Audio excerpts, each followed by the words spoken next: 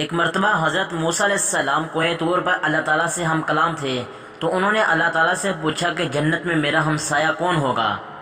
اللہ تعالیٰ نے فرمایا کہ فلاں شہر کا فلاں قصاب جنت میں تیرا ہمسایہ ہوگا، جس پر حضرت موسیٰ علیہ السلام کو تجسس ہوا کہ وہ قصاب ایسا کون سا عمل کرتا ہوگا جو اسے اتنا بڑا رتبہ ملا ہے۔ حضرت موسیٰ علیہ السلام اس شہر کی جانب گئے، وہاں قصاب کو تلاش کیا اور خاموشی سے دیکھتے رہے کہ اس کا کون سا عمل ہے جو اللہ تعالیٰ کو بے حد پسند آیا ہے۔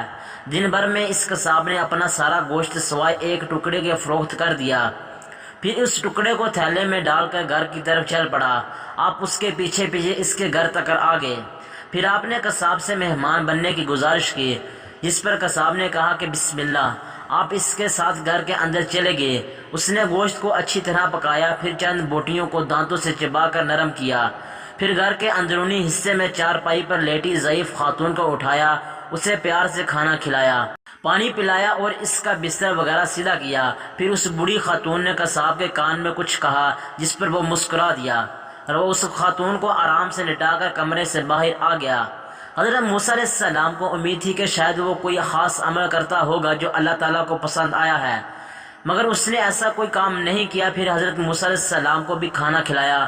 کھانا کھانے کے بعد انہوں نے اس قصاب سے دریافت کیا کہ بستر پر لیٹی ہوئی خاتون کون ہے اور اس نے قصاب کے کان میں کیا کہا تھا، جس پر قصاب نے کہا کہ وہ میری والدہ ہے، وہ بہت سادہ عورت ہیں، جب بھی میں اسے کھانا کھلاتا ہوں تو مجھے یہی دعا دیتی ہے کہ یا اللہ میرے بیٹے کو جنت میں اپنے نبی موسیٰ کا ہمسایہ بنانا، جس پر میں مسکرا دیتا ہوں۔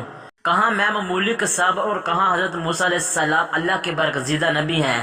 اس پر حضرت موسیٰ علیہ السلام نے فرمایا کہ میں ہی ہوں موسیٰ، اور مجھے اللہ تعالیٰ نے بتایا ہے کہ فلاں قصاب جنت میں میرا ہمسایہ ہوگا، یہ سن کر میں تمہاری زیارت کے لیے آیا ہوں۔